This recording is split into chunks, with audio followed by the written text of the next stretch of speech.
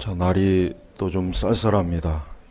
이렇게 날이 또 갑자기 또 쌀쌀해지는데 감기를 또 조심하시고 또 몸의 건강 관리를 잘 하시기 바랍니다. 옛날 그 목사님들은 여기서 지금 옛날이라고 하는 그 시기는 최소한 한 30년에서 한 40년 전입니다. 옛날의 목사님들은 특히 이제 시골에 계신 목사님들은 반드시 할 줄 알아야 되는 게 있어요. 그 뭐냐면 염을 할 줄 알아야 됩니다. 염이 뭔지 혹시 아십니까? 여기 또 우리 청년들은 뭐 김장관근가 그 얘기가 아니라 그 장의사, 요즘은 장례 지도사라고 하죠. 목사님들은 성도가 하나님 나라로 가면은 그 성도를 자기 손으로 직접 염을 해줘야 돼요. 지금은 이제 사람이 몸이 아파서 임종때가 가까우면 다 병원에 가잖아요. 하지만 옛날 뭐 30년 전, 한 40년 전, 그때는 대부분 다 집에서 장례를 치렀어요. 그러니 시골 같은 경우는 뭐 더더욱이나 그렇죠.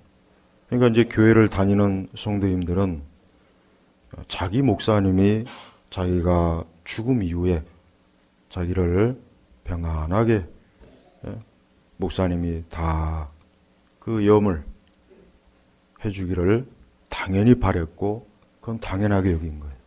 그러니까 목사님들이 그걸 못하면 목회 못합니다. 못해요. 뭐 자기는 시체가 무섭다 뭐 어쩌고 그러면 목회를 못하는 거예요. 그리고 지금 성도들이 안 그렇지만 옛날 성도들은 자기가 죽을 때 항상 목회자가 옆에서 와서 기도해 주고 자기를 마지막으로 천국에 갈 때 배웅해 주기를 옛날 성도들의 그게 소망이었습니다. 뭐 지금은 뭐 그런 소망을 가진 성도들은 거의 없죠.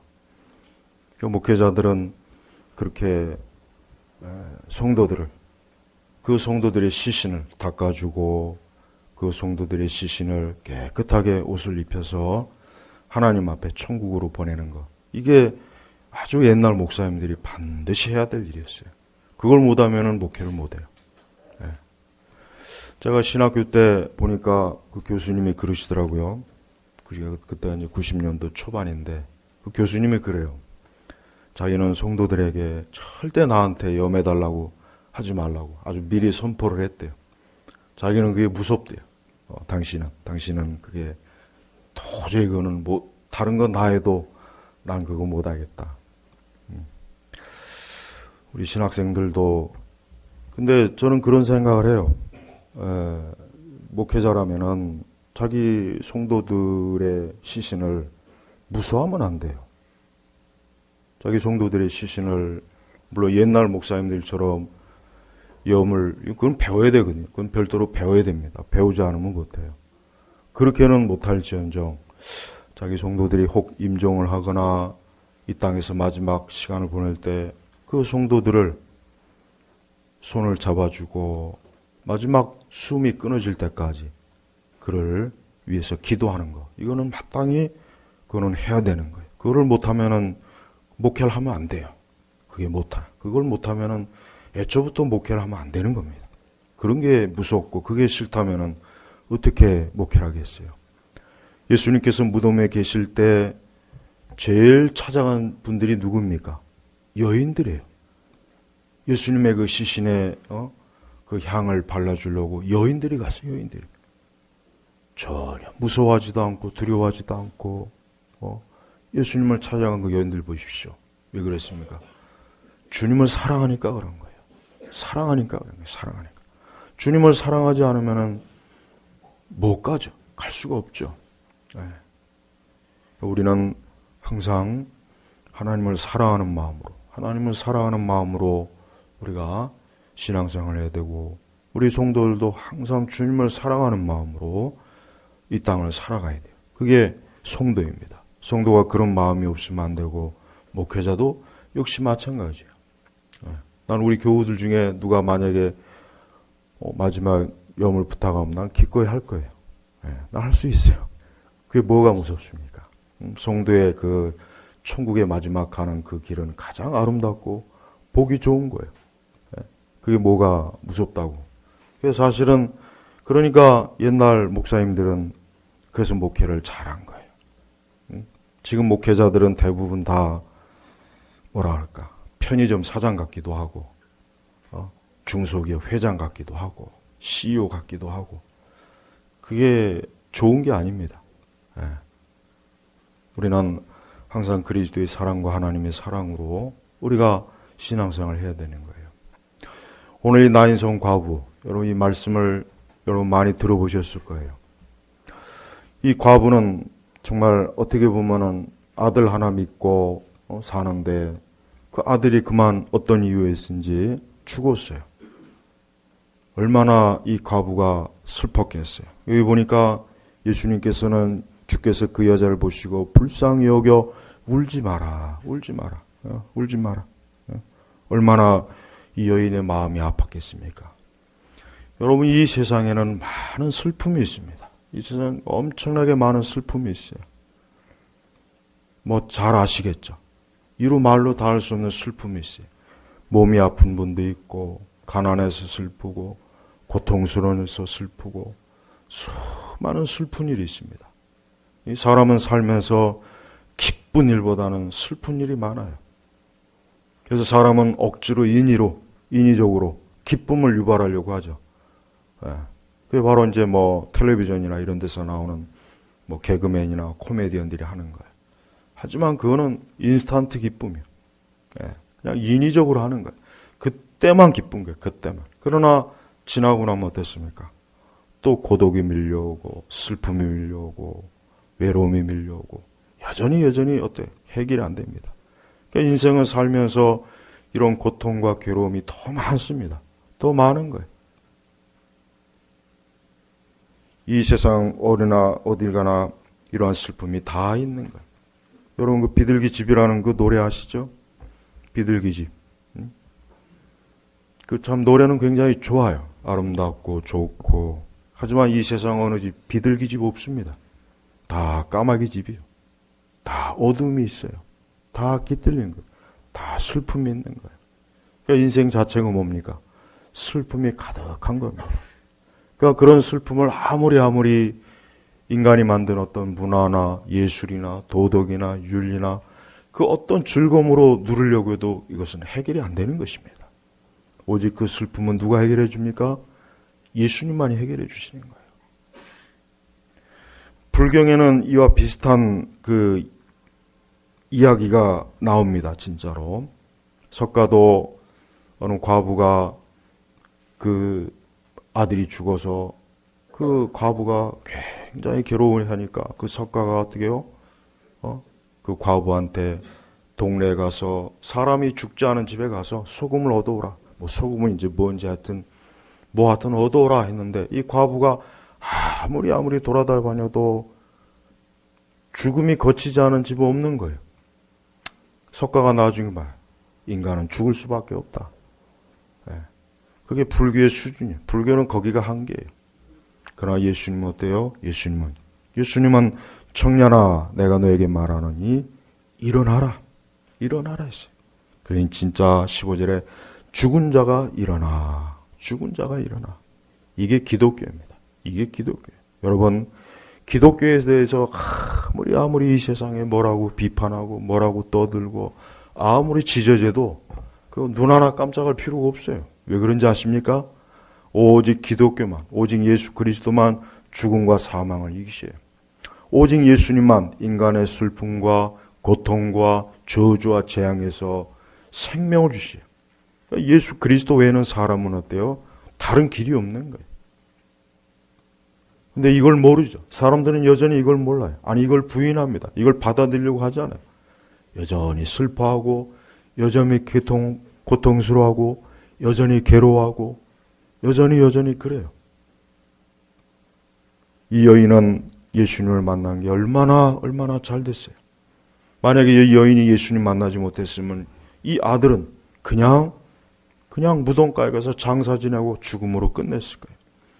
그러나 예수께서는 단순히 이 여인을 위로한 게 아니에요. 단순히 여인의 슬픔에 공감한 정도가 아닙니다. 예수님께서는 이 죽은 아들을 살려주셨어요. 살려주셨어요. 이게 바로 기독교입니다.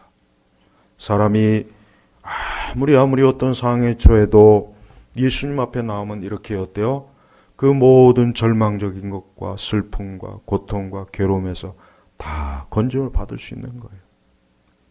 그러니까 우리는 항상 예수님을 찾아야 되고 늘 예수님을 가까이 해야 되고 항상 예수님과 늘 마주 앉아 살아야 되는 겁니다. 이 나인성 과부의 이 아들은 그리스도께서 살리셨어요. 예수님이 아니면은 이 아들은 생명을 얻지 못했을 겁니다. 예수님이 아니면은 이 여인은 다시 아들이 사는 기쁨을 얻지 못했을 거예요. 지금도 이 세상에는 두 종류의 사람이 있습니다. 예수 그리스도로 인해서 슬픔과 저주와 재앙과 모든 이 세상의 악으로부터 건짐을 받아서 기쁨을 누리는 사람이 있는가 하면, 소망을 누리는 사람이 있는가 하면 여전히 예수 그리스도를 믿지 않고 예수님을 알지 못해서 그 슬픔 속에서 결국 죽어가는 사람들이 이 세상에는 있습니다. 어느 쪽이 더 많겠습니까? 어느 쪽이 더 많을까요? 예수님 만나지 못하고 예수님 믿지 않아서 슬픔 속에서 죽어가는 사람이 더 많습니다. 압도적으로 더 많습니다. 압도적으로 더 많아요. 우리는 이 예수 그리스도를 어떻게 생각하는지에 대해서 우리 스스로가 진지하게 예수님을 생각해야 돼요. 예수님을 어떻게 생각하는가? 예수님을 나는 어떻게 믿고 있는가? 그분을 어떻게 그분과 교제하고 그분과 함께 하는가? 우리는 항상 그리스도에 대해서 진지하게 살펴봐야 돼요. 왜 그런지 아십니까? 지금 많은 사람들은 예수님을 믿지 않는 사람들이 많아요. 저는 불신자를 얘기하는 게 아니 교회 바깥에 있는 사람을 얘기하는 것이 아니라 교회 안에 있는 사람들을 얘기하는 거예요. 그리스도를 아는 지식도 없고 예수 그리스도께서 누구신지도 모르고 그분이 무엇을 하셨는지, 가장 중요한 것은 그분이 우리에게 어떠한 생명의 말씀을 주셨는지, 이거에 대해서는 아무것도 모르는 사람들이 예수님의 이름을 불러요. 예수님의 이름을 가지고 장난을 칩니다. 예수님의 이름을 가지고 노래를 불러요. 춤을 춥니다. 쇼를 합니다. 예수님의 이름을 가지고 심지어 학문도 논해요. 그러나 그들에게 생명이 없어요. 우리는 예수님이 참으로 살아계신, 지금도 나와 함께 하신 분, 지금도 역사하신 분이라는 걸 확실히 믿어야 돼요. 왜 성령께서 이 말씀을 왜 기록해 놓겠습니까? 왜 기록을 하게 했겠습니까? 그 이유가 뭐겠습니까? 예수님은 살아계신, 모든 걸 주관하신 분이라는 것을 우리에게 알게 하시기 위함이에요. 그러므로 우리는 그리스도를 더욱 온전하게 진지하게 그분과 교제를 나눠야 됩니다. 그분을 그냥 내 종교 소꿉놀이 하는 대상으로 삼으면 안 돼요. 예수님과 소꿉놀이 하는 게 신앙이 아니죠. 그리스도께서는 내 생명의 주인이에요. 아니, 내가 살고 죽고 하는 내 영원한 운명을 그분의 손에 달린 겁니다. 제가 최근에 이 운명론이나 사주나 팔자나 관사, 이걸 다시 한번 쭉 연구를 해봤어요. 저는 그들을 이렇게 가만히 봐요. 그런 거에 매여 사는 사람들 가만히 보면은 참으로 불쌍합니다. 왜 불쌍하냐? 결국 그게 한계입니다. 그들은 거기에서 못 벗어나요. 인간의 한계예요. 그들이 예수님을 알았다면은 그 모든 것들이 필요가 없는데, 팔자도 필요 없고 손금도 필요 없고 관상도 필요 없고 그 어느 것도 필요 없는데 예수님을 알지 못하니까 거기에 매여 갖고 사는 거예요. 이 날이 좋을지 저 날이 좋을지 두려워하고 떨고 궁금해하고, 그러니까 그게 인생이에요. 그게 죄의 인생이에요. 죄의 노예가 되는 것이에요. 오늘 이 말씀에 왜 이 청년에게 죽음이 왔겠습니까? 이 청년에게 죽음이 온 근본적인 이유가 뭐겠습니까? 뭘까요? 죄 때문에 오는 거예요. 죄입니다. 바로 왜 사람들이 슬퍼하고 왜 사람들이 고통을 받고 왜 사람들이 괴로워하는지 아십니까? 죄 때문에 그러는 거예요. 죄 때문에. 정치도 경제도 문화도 지식도 예술도 그건 2차적인 겁니다. 그 1차적인 가장 먼저는 뭡니까? 죄입니다. 죄. 그래서 우리 성도들은 죄를 지으면 안 돼요. 이건 우리 성도들이 절대적으로 알아둬야 됩니다. 우리 성도들도 죄를 지으면 슬픔이 와요. 성도는 더 큰 슬픔 하나님 안겨주셔요. 성도는 하나님 앞에 죄를 지으면 더 큰 고통과 더 큰 슬픔과 더 큰 환난과 어려움 하나님 주십니다. 왜 그런지 아십니까? 그 죄를 씻어주시고 죄와 사망에서 해방시켜 주신 예수님을 주인으로 모시고 사는데 어떻게 죄를 가까이 하고 죄를 즐겨하느냐 이거예요. 우리 잠언 13장 한번 말씀을 펴볼까요? 잠언 13장. 네, 잠언 13장 우리 13절 말씀을 펴보겠습니다. 우리 잠언 13장 13절 말씀. 이 말씀을 잘 좀 익혀두십시오. 자, 같이 읽겠습니다. 말씀을 멸시하는 자는 자신에게 파멸을 가져오고 계명을 두려워하는 자는 보상을 받는다. 예. 15절 말씀 보면은 선한 지혜는 이 말씀이에요. 은혜를 베푸나 괴사한 자의 길은 험난하다. 이 괴사한 자, 사악한 자, 삐뚤어진 자, 악으로 가득한 자를 말하는 거예요. 우리는 말씀을 멸시하는 자는 어때요? 자신에게 파멸을 가져오고. 죄는 뭡니까? 죄는 간단한 겁니다. 말씀을 멸시하는 게 죄예요. 우리 성도들은 항상 하나님 말씀대로 살아야 돼요. 항상 하나님 말씀을 지켜야 돼요. 늘 계명을 따라 살아야 됩니다. 언제나 우리에게는 말씀이 우리의 모든 것이 기준이 되는 거예요. 그게 하나님께서 주신 복이에요. 너무나 많은 성도들이 하나님께서 주신 복 중에 최고의 복은 말씀인데 그 말씀을 너무 하찮게 여겨요. 말씀을 소홀하게 여겨요. 말씀을 우습게 여겨요. 다른 복은 많이 찾아요. 그러나 말씀에 대해서는 너무나 무가치하게 여기고 대수롭지 않게 여깁니다. 분명히 하나님께서 말씀을 멸시하는 자는 누가 말씀을 멸시하겠습니까? 하나님 믿지 않는 자들이 말씀을 멸시하는 거예요. 하나님을 경외하지 않는 자들이 말씀을 멸시하는 겁니다. 죄를 좋아하는 사람들이 말씀을 멸시하는 거예요. 근데 그 사람들의 길이 어때요? 그들은 자신에게 파멸을 가져오고. 저는 인간의 많은 죄를 살펴봅니다. 많은 이 세상의 악인들을 살펴봐요. 아까도 얘기했지만 수많은 사람들이 닥쳐오는 많은 그 어려움들을 보면은 대부분 다 자기 자신 때문에 그래요. 자기 자신 때문에 그러는 겁니다. 친구 때문도 아니고 부모 때문이 아닙니다. 국가도 아닙니다. 누구도 아니에요. 우리는 성경에서 이와 같은 말씀을 많이 볼 수 있어요. 오늘 말씀도 마찬가지예요. 말씀을 멸시하는 자신에게 자기가 자기 자신을 파멸시키는 거예요. 우리는 세상이 아무리 악하다, 우리는 세상이 왜 이렇게 악해졌냐, 왜 이렇게 이 세상에 악이 가득해, 우리는 거기에 대해서 핑계를 대면 안 돼요. 이래서 내가 악해지는 거야, 이래서 내가 죄를 짓는 거야. 아니에요. 성경에 그런 말씀이 없어요. 인간이 파멸하는 것은 자기 자신이 죄를 짓고 자기 자신이 스스로 멸망의 길을 가니까 가는 거예요. 누구에게 핑계를 대면 안 돼요. 그래서 이 말씀이 주어진 겁니다. 말씀을 멸시하는 자. 하나님께서는 지금도 보셔요. 누가 말씀을 멸시하고 있는가? 하나님께서는 모든 인생들을 살펴보십니다. 누가 말씀을 멸시하고 있는가? 누가? 하나님께서는 사람을 차별하지 않습니다. 잘생기고 예쁘고 부유하니까 그래 너는 말씀을 멸시해도 내가 봐줄게. 너는 3대째 믿음을 가진 가정에서 날았으니까 너는 말씀을 멸시해도 내가 봐줄게. 너는 목사님의 아들 딸이니까 너는 말씀을 멸시해도 봐줄게. 성경에 그런 말씀이 없어요. 누가 되었든 간에 말씀을 멸시하는 자는 자신에게 파멸을 가져오고 계명을 두려워하는 자는 계명을 두려워하는 자. 계명을 두려워한다는 겁니까? 하나님 말씀대로 살고자 하는 자는 뭡니까? 보상을 받는다. 보상을 받는다. 그 이후에 계속 14절로 보니까 지혜로운 자의 법은 생명의 샘이며 사망의 올무에서 건져준다. 우리가 하나님 말씀과 하나님의 계명대로 살면 사망에서 우리가 빠지지 않습니다. 사망의 늪에서 우리가 빠지지 않아요. 수많은 인생들이 결국은 말씀을 벗어나서 올무에 걸리는 거예요. 늪에 빠지는 거예요. 늪에 빠져서 허우적대는 게 인생이에요.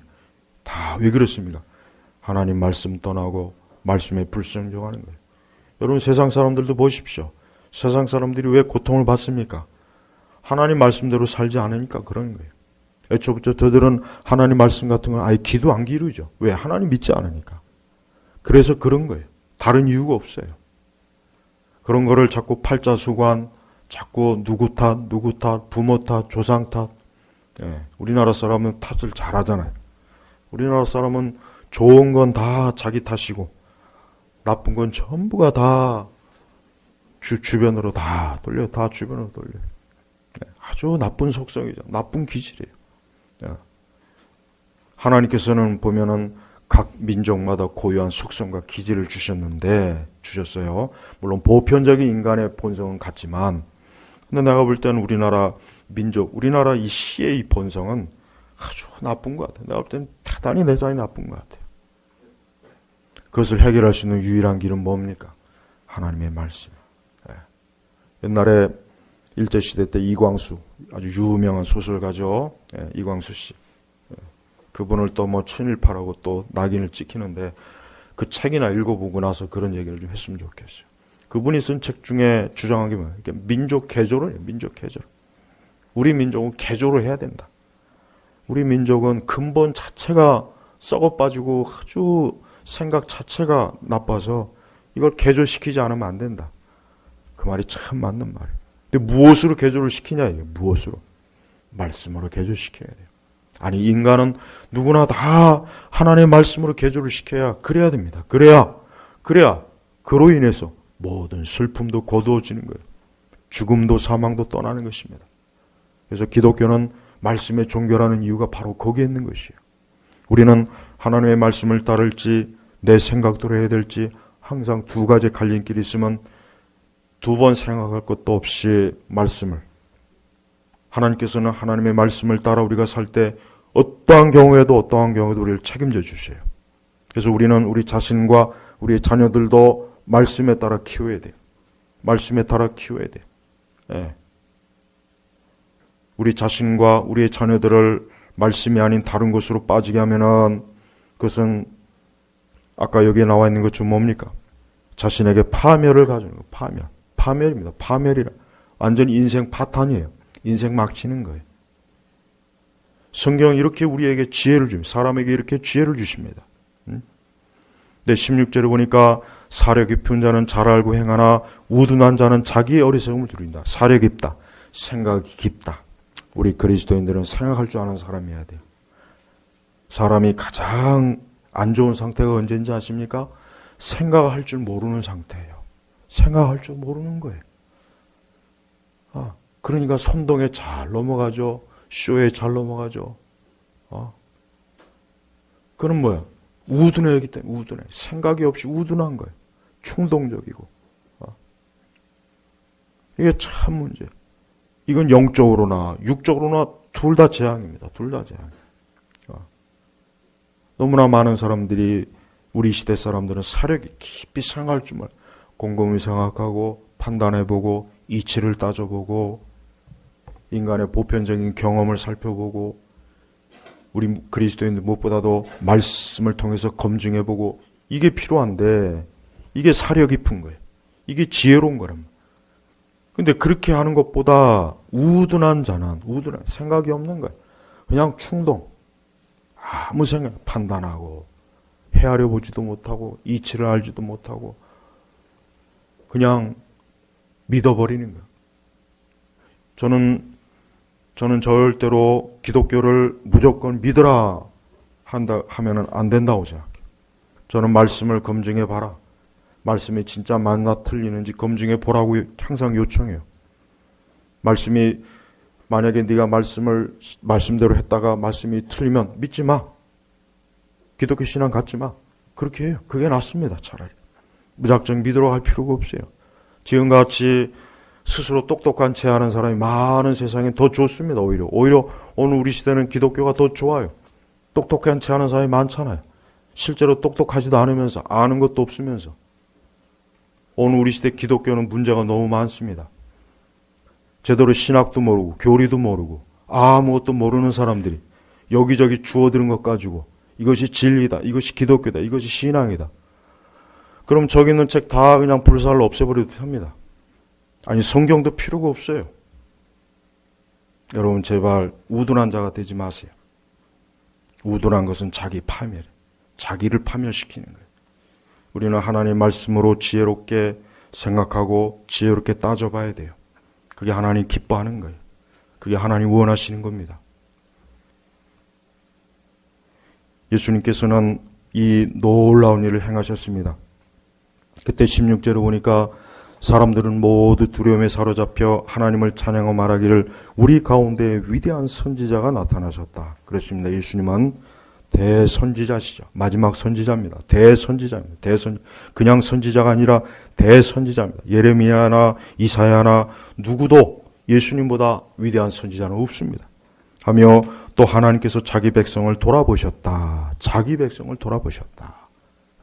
우리 성도 여러분, 여러분들이 그리스도께 철저하게 가까이 하고 있는 한 아무것도 걱정할 거 없어요. 예수님 분명히 이 말씀에 그랬죠. 하나님께서 자기의 백성을 돌아보셨다. 돌보신다. 돌보십니다. 그러니까 우리는 우리의 모든 우리 자신의 삶을 누구에게 맡겨야 됩니까? 하나님에게 맡겨야 돼요. 자식에게 맡기지 마세요. 부모에게도 맡기지 마시고 학교에도 맡기지 마시고 돈에게도 맡기지 마시고 지식에도 맡기지 마세요. 오직 하나님에게 우리 자신을 맡기고 우리의 자녀들을 맡겨야 됩니다.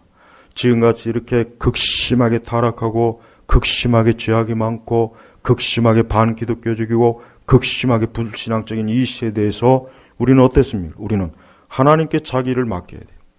철저하게 하나님께 맡겨야 돼요. 저는 점점 이런 생각이 들어요. 이젠 서서히 우리 시대 진짜 기독교는 세상과 더 거리를 둬야 되겠구나. 더 끊어야 되겠구나. 이 생각이 듭니다. 도저히 이 세상과 이 시대에 보면은 너무나 영적으로 혼란하고 타락하고 하나님의 말씀과 세상을 혼합시키고 이런 일들이 너무 많습니다. 이런 것 때문에 참 생명, 참된 예수 그리스도의 생명이 전해지지 못해요. 예수님께서는 분명히 하나님께서 자기 백성을 돌아보셨다. 하나님은 어느 시대인지 자기 백성을 반드시 돌아봐요. 어느 시대인지. 지금도 마찬가지고 과거에도 그러셨고 앞으로도 그러실 거예요. 그러니까 우리는 시대를 두려워할 필요는 없어요. 지금 같은 이런 시대에 하나님이 우리를 정말 도와주실까? 우리를 지켜주실까? 우리를 보호해주실까? 아니요. 전혀 상관없습니다. 하나님께서 뭡니까? 자기의 백성을 돌아보셨다. 하나님은 자기 백성을 돌아보는 일에 조금도 하나님 제한을 받지 않습니다. 하나님이 어려워서 못할 것이 없습니다. 불가능한 것이 없어요.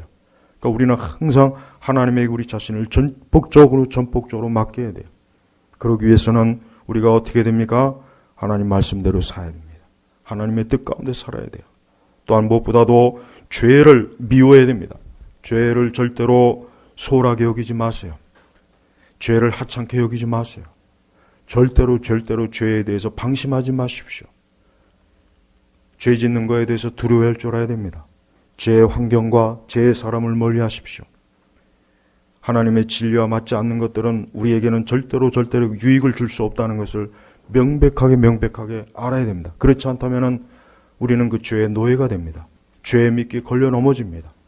우리는 그것 때문에 아까 얘기했지만 사망의 올무, 덫이요, 덫에 빠져요. 이 땅에는 얼마나 많은 덫이 있어요. 수많은 덫이 있어요. 그러니까 사람들이 그 덫에 걸려보지 않으려고 점을 치는 거예요. 관상을 보는 거예요.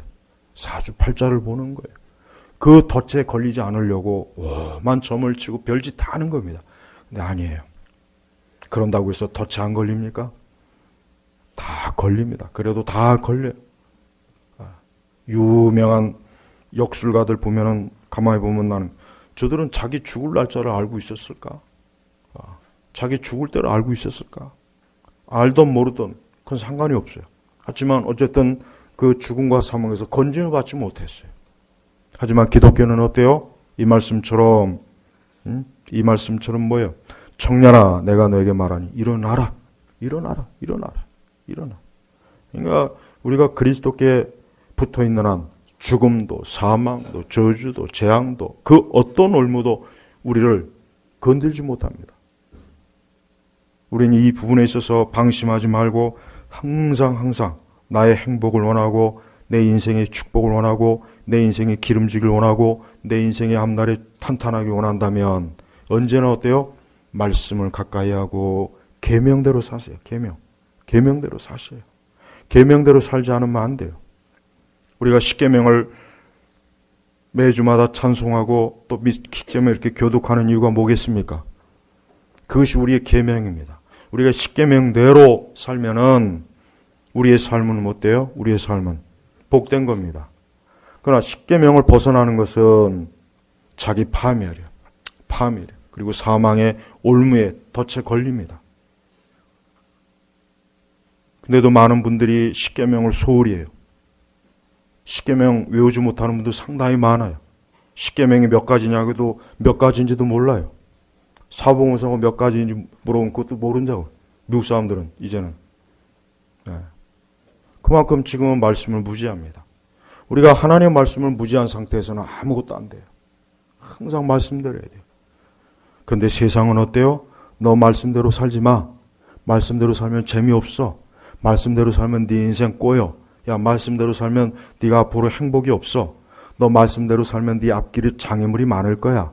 너 말씀대로 살면은 너 절대 너에게 유익이 없어. 그렇지 않습니다. 그건 다 거짓말이에요. 마귀의 속성이 뭐예요? 거짓말하는 거죠. 거짓말. 마귀는 거짓말이에요. 마귀는 거짓말을 얼마나 잘합니까? 벌써 에덴 동산에서부터 거짓말해서 아담과 하와에게 사기를 쳤잖아요. 그로 인해서 우리 인류가 이 모양 이 꼴로 지금 계속해서 고통을 당해요. 그런데도 사람들은 그 마귀의 거짓말을 계속 넘어갑니다. 같은 거짓말에 어쩌면 그렇게 잘 넘어가는지 몰라요. 우리는 항상 이 하나님의 말씀을 통해서 모든 걸 판단해야 돼요. 이 말이 거짓말인지 참말인지 말씀을 통해서. 이 세상 문화가 우리에게 거짓말 많이 하잖아요. 그것도 말씀으로 다 구별할 수 있는 거예요. 우리가 하나님 말씀대로 계명대로 살 때 우리의 삶은 하나님께서 돌아보신다. 추측컨대 저는 이 여인은 왜 예수께서 이 성문에 가까이 이르렀을 때 마침 어떤 죽은 자를 메고 나오는데 마침. 여러분 우리에겐 우연이라는 게 없어요. 인간에겐 우연이 없습니다. 절대. 자, 마침 왜 예수님께서 그때 갔을까요? 예수님께서 간 이유가 뭘까요? 예수님께서 다른 데 갈 수도 있고 또 그 관을 오기 전에 거기 성문을 지날 수도 있고 그 관이 간 뒤에 지날 수도 있는데 마침 어떤 죽은 자를 메고 나오는데 이게 바로 하나님의 섭리예요. 섭리. 마침 하나님께서 이 여인과 아들에게 생명을 주시려고 예수님께서 여기에 가신 거예요. 가신 겁니다. 마침. 하나님께서 하시는 일은 우연이 없습니다. 다 하나님이 하시는 뭐예요? 계획이 있는 거예요. 계획이 있는 거예요. 세상 만사는 다 하나님의 계획과 뜻대로 되는 거예요. 우리의 구원도 하나님의 계획과 뜻 가운데 있는 것이고 우리의 모든 크고 작은 일 다 하나님의 계획과 뜻 가운데 있는 것이 그냥 저절로 되는 게 아닙니다. 우연히 되는 게 아닙니다. 어떻게 하다 보니까 되는 것도 아닙니다. 다 하나님의 섭리. 모든 게 하나님의 섭리. 사람이 죽고 사는 것도 하나님의 섭리입니다. 하나님의 섭리가 아닌 게 없어요. 정말 하나님의 섭리가 아닌 게 한가위도 없어요. 그러니까 여러분 이 마침 이게 뭐야? 하나님의 섭리를 가르쳐주는 단어예요. 마침. 예. 우연히 지나가는 게 아니에요. 우연히 이 죽은 청년이 예수님을 앞에 지나간 게 아닙니다. 예수님께서 그를 살려주시려고 그에게 생명을 주시려고 이 여인에게 자식을 돌려주시려고 예수님께서 그때 지나가신 거예요. 그러니까 우리의 삶은 우리 성도들은 매사에 하나님의 섭리를 믿어야 돼요. 하나님의 섭리를 믿지 못하면 불안해요. 이거 어떻게 하지? 큰일 났네. 야, 이거 어떻게 하지? 섭리를 안 믿으니까 그래요. 하나님 교회를 다녀도 하나님의 섭리를 모르면은 세상 사람들 점치는 사람과 똑같은 사고 구조를 가져요. 그런 의식 구조를 가져요. 그럴 필요가 없어요. 하나님은 우리의 발걸음 하나하나 다 제시해요. 아주 발걸음 하나하나 다 제시입니다. 그래서 우리가 어떠한 때 다 하나님이 예정하셔요. 그러나 단 하나 죄를 지으면 하나님의 섭리 가운데 우리를 고통스럽게 함정에 빠뜨립니다. 우리를 하나님께서 징계하셔요. 아, 네가 죄를 졌구나. 너가 이 죄를 짓지 않았으면 내가 너에게 좋은 걸 주려고 했는데 안 되겠구나. 네가 죄를 졌구나. 그래서 하나님께서 우리를 어때요? 징계하십니다. 징계하십니다. 그러니까 죄는 우리에게 좋은 걸 가져오지 못해요. 그러니까 어떤 이유든지 말씀을 떠나 살면 안 됩니다. 늘 말씀대로 사십시오. 늘 말씀을 가까이 하세요. 늘 하나님 말씀이 우리의 전부가 되어야 됩니다. 이것이 하나님께서 우리에게 원하시는 거예요. 예수님께서는 이 나인성 과부의 아들을 살리셨고 그의 어머니에게 기쁨을 줬어요. 기쁨을 줬어요. 이게 다 뭡니까? 이게 하나님의 긍휼과 은혜예요. 이게 사랑입니다. 이 여인과 이 아들은 하나님에게 전적인 사랑을 받았습니다. 전적인 사랑이에요. 무엇을 해서 받은 것도 아닙니다. 그냥 예수님께서 이 나인성에 가셨을 때 이 청년이 죽은 것을 보시고 그 어머니가 슬퍼하는 것을 보시고 예수님께서 이 청년을 살려주신 거예요. 이게 얼마나 놀라운 일입니까? 성경에는 이것 말고도 나사로가 죽었을 때도 그랬죠. 나사로도 다시 살리셨죠. 무덤 앞에 가셔서 나사로야 나와라 하니까 나사로가 어때요? 그 무덤가에서 나왔단 말이에요. 우리는 예수님에 대해서 어떻게 생각해야 됩니까? 예수님은 살리시는 분입니다. 예수님은 살려주는 분이에요. 아무리 인생이 망치고 무너지고 아무리 엉망이 돼도 예수님 앞에 나오면 그 어때요? 생명을 하나님께서 다 살려주시죠. 우리 지난주에 예수 그리스도의 부활절을 우리가 예배드렸죠? 바로 그겁니다. 인간이 소생한다는 게 얼마나 좋아요. 자신의 그 파멸된 삶, 무너진 삶, 슬픔과 고통과 괴로운 그로 인해서 무너진 삶에 다시 생명이 주어지고 다시 소생하는 것. 이게 얼마나 좋아합니까? 수많은 사람들이 그런 걸 원해도 그걸 이루지 못해요. 많은 사람들이 그걸 원해도 그걸 이루지 못합니다. 근데 어떤 사람은 그걸 이루어요. 하나님의 은혜로 이룹니다. 그게 참 놀라워요. 어떤 사람은 그걸 그렇게 바라도 이루어지지 않는데 어떤 사람은 그걸 또 이룹니다. 이게 전적인 하나님의 은혜인 것이에요. 우리는 매 순간 예수 그리스도께서 이렇게 나를 살리시는 분이고 나를 돌보시는 분이고 내 생명을 건지시는 분이고 내 모든 일에 있어서 우리 주님께서는 하나님의 섭리로 나를 도우시는 분이고 이끄시는 분이라는 것을 철저하게 어때요? 그 내 마음속에 내 영혼 속에 새겨야 돼. 깊이 새겨야 돼. 그래서 우리가 이 세상을 살아가는 동안 우리는 그리스도께서 함께 하신다면 그 어떤 것도 우리의 앞에 장애물이 없습니다. 두려워할 게 없습니다. 우리를 무너뜨리지 못합니다. 우리를 사망의 그물에 빠지지 못하게 합니다. 우리를 악인의 손에 우리가 떨어지지 않게 합니다. 누구 때문에 그렇습니까? 예수 그리스도 때문에 그러는 것이에요. 그래서 우리는 매 순간 언제나 예수님의 이 살아계심을 알고 예수님과 동행해야 돼요. 우리 성도님들이 가장 사랑할 분이 누굽니까? 예수님이에요.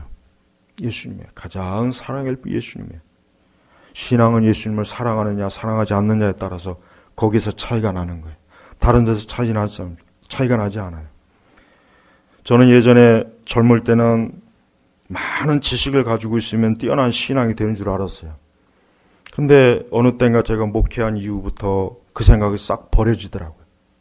그 생각이 버려지더라고요. 그렇다고 무식한 걸 추구하는 건 아닌데 제일 중요한 건 뭐냐면 예수님을 얼마나 사랑하느냐에 따라서 신앙이 결정됩니다. 거기서 다 결정이 돼요.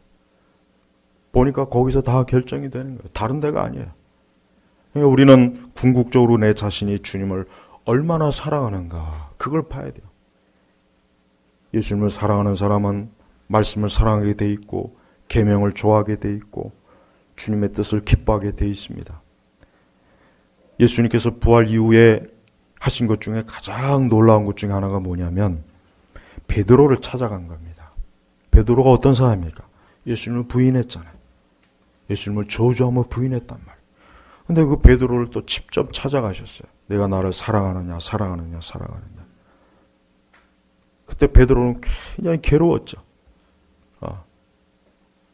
베드로는 예수님이 찾아오셔서 자기를 크게 혼내거나 아주 몽둥이 찜질을 하거나 아주 그냥 그럴 줄 알았는데 제일 괴로운 거, 네가 나를 사랑하느냐. 그때 베드로는 주여 내가 주를 사랑합니다. 사랑합니다.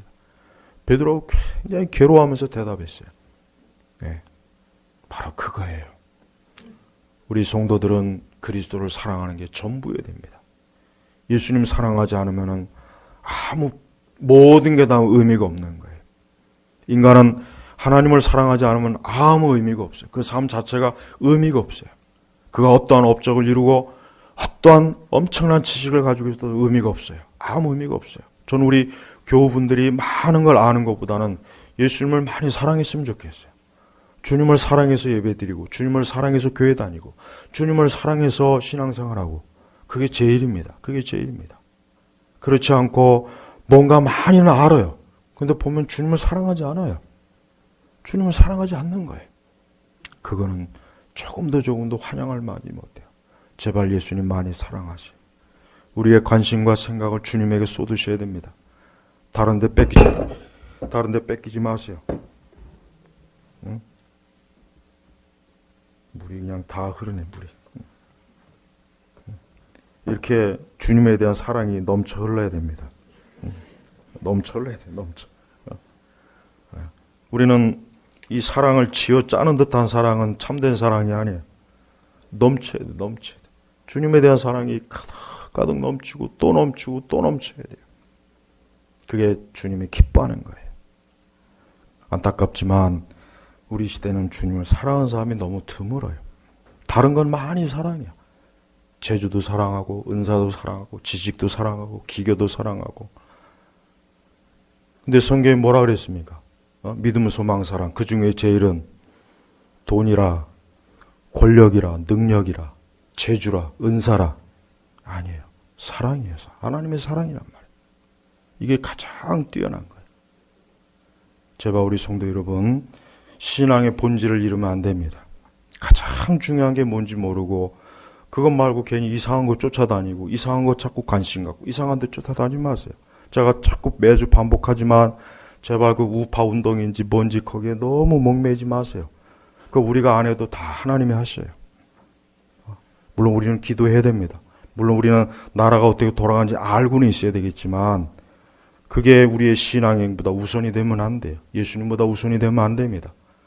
그게 그리스도의 사랑과 천국보다 우선이 되면 안 되는 거예요. 지금 그렇게 가고 있어서 제가 안타깝게 여기는 거예요. 오늘 우리 주님이 하신 거 보십시오. 이분이 지금 살아계셔서 내 손을 잡고 있어요. 지금 내 손을 잡고 있습니다. 그러니 항상 이 손을 놓치지 마시고 또 주님이 우리 손을 놓지도 않습니다. 우리가 그분을 부인하지 않으면 돼요. 항상 그리스도를 손을 잡고 인생을 살아나가시기를 주님의 이름으로 축복합니다. 기도하겠습니다. 거룩하신 하나님 아버지 감사합니다. 오늘 이 생명의 말씀, 생명의 소식, 이 부활의 기쁨, 이 사망을 이긴 이 주님의 영광과 능력을 다시 한번 저희가 봅니다. 오늘 이곳에 모인 모든 우리 제네바 교회 성도들이 오늘 이 예수 그리스도 난상 가부에서 이 죽은 청년을 살린 이 예수님의 손을 붙잡고 예수님과 함께하는 그런 복된 인생이 되도록 이끌어 주옵소서. 감사드리며 우리 주 예수님의 이름으로 기도 올렸습니다. 아멘.